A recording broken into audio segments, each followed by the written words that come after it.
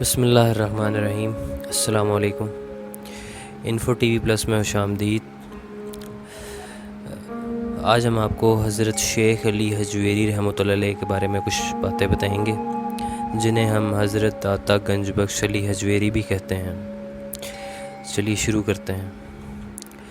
حضرت شیخ علی حجویری سلطان طریقت ہیں، گنج حقیقت ہیں، بحران شریعت ہیں۔ آپ سادات حسنی سے ہیں۔ آپ کا سلسلہ نسب چند واسطوں سے حضرت سیدنا زید شہید رضی اللہ تعالیٰ عنہ ابن امیر المومنین حضرت سیدنا امام حسن پر منتہی ہوتا ہے۔ آپ کے آباء و اجداد غزنی کے رہنے والے تھے۔ آپ کے دادا کا نام حضرت علی تھا۔ آپ کے والد ماجد کا نام عثمان ہے۔ آپ غزنی میں پیدا ہوئے۔ آپ کا نام علی ہے۔ حجویر شہر کا نام نہیں ہے بلکہ غزنی کے ایک محلے کا نام ہے، اس لیے آپ علی حجویری کہلاتے ہیں۔ آپ کی کنیت ابو الحسن ہے۔ آپ داتا گنج بخش کے لقب سے پکارے جاتے ہیں۔ لقب کی وجہ تسمیہ کا آپ کو بتاتے چلیں کہ خواجہ خواجگان حضرت خواجہ معین الدین چشتی اجمیری جب لاہور میں رونق افروز ہوئے تو آپ کے مزار مبارک پر اتکاف فرمایا۔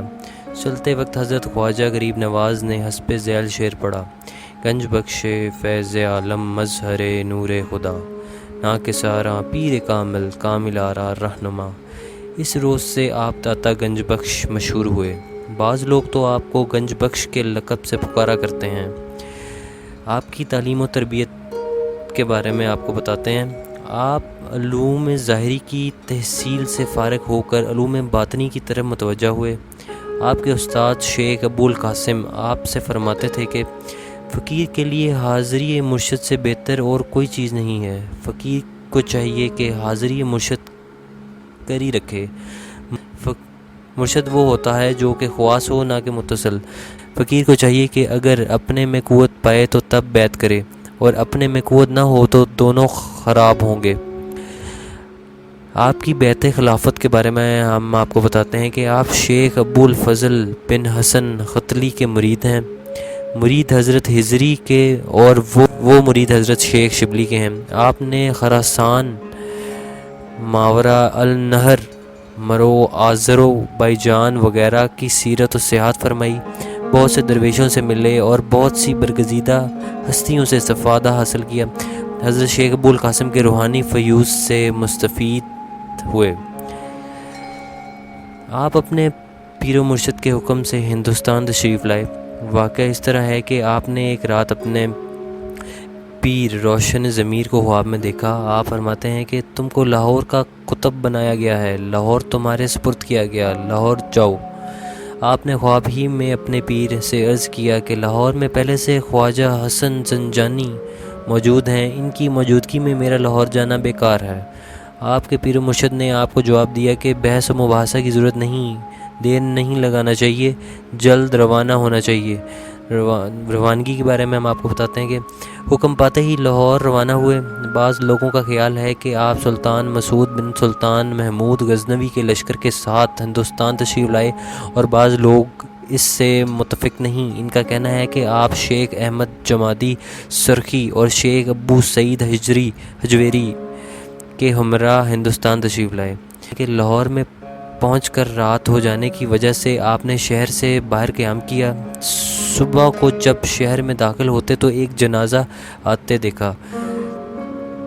لاہور میں پہنچ کر رات ہو جانے کی وجہ سے آپ نے شہر سے باہر قیام کیا۔ صبح کو جب شہر میں داخل ہوئے تو ایک جنازہ آتے دیکھا۔ دریافت کرنے پر آپ کو معلوم ہوا کہ حضرت شیخ حسن زنجانی کا جنازہ ہے، جن کا گزشتہ شب انتقال ہو گیا۔ جنازے کی نماز آپ نے پڑھائی۔ اب آپ کو معلوم ہوا کہ پیر و مرشد کے فرمان میں کیا مصلحت تھی۔ آپ نے لاہور کے مستقل سکونت اختیار فرمائی، اور آپ کتب زمانہ تھے، ذکر و فکر، مراقبہ و محاسبہ اور عبادت دریافت میں مشغول رہتے تھے۔ دنیاوی علائش سے پاک و صاف تھے۔ آپ کی ذات و صفات سے بہت سے بندگان خدا کو فیض پہنچا۔ تصرفات آپ کے بے شمار ہیں۔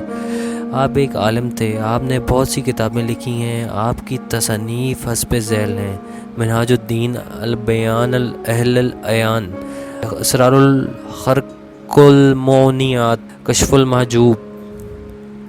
آپ شاعر بھی تھے، آپ کا تخلص علی ہے، آپ صاحب دیوان ہیں، جیسا کہ آپ خود فرماتے ہیں میں نے بیت اور اشعار بہت سے کہے ہیں اور ایک دیوان بھی کہا ہے۔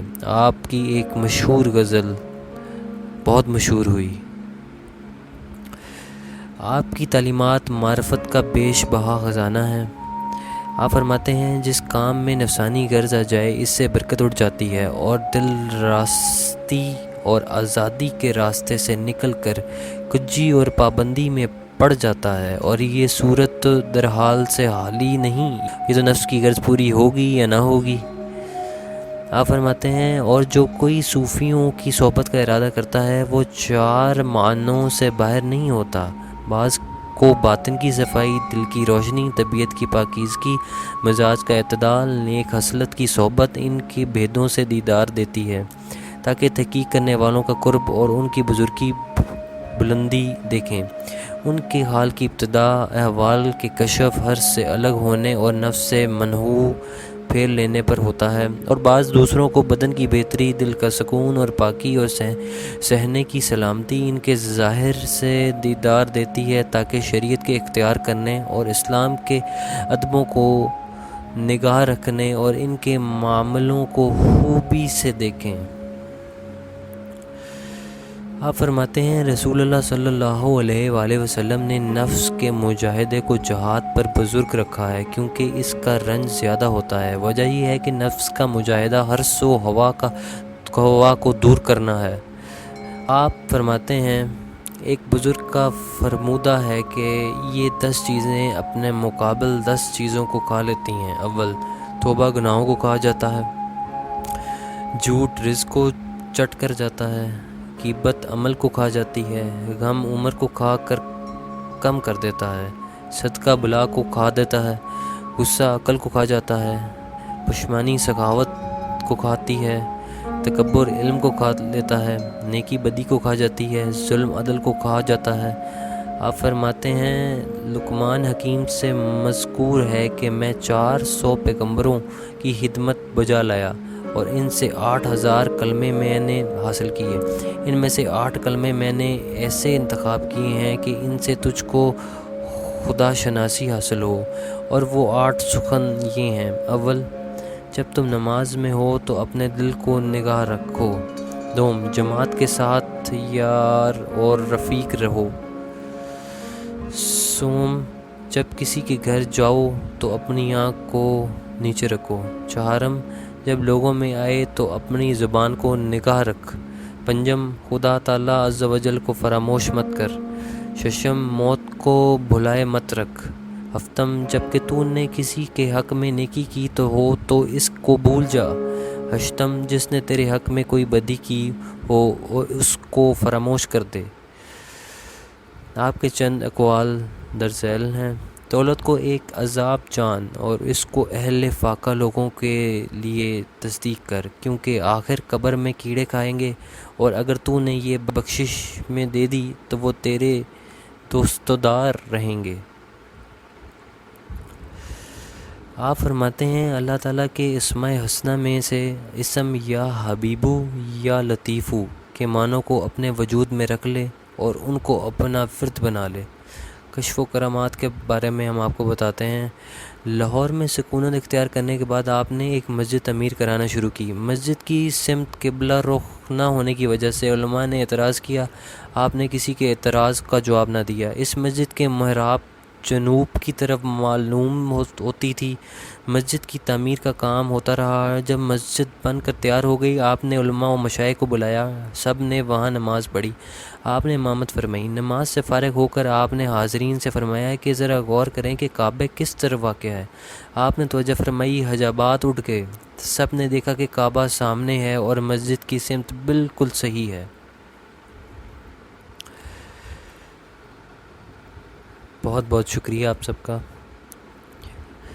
ہمارے اس چینل کو ضرور سبسکرائب کیجیے تاکہ نئے آنے والی ویڈیوز جو کہ صوفیہ کرام پر ہی ہوں گی آپ کو آسانی سے مل سکیں۔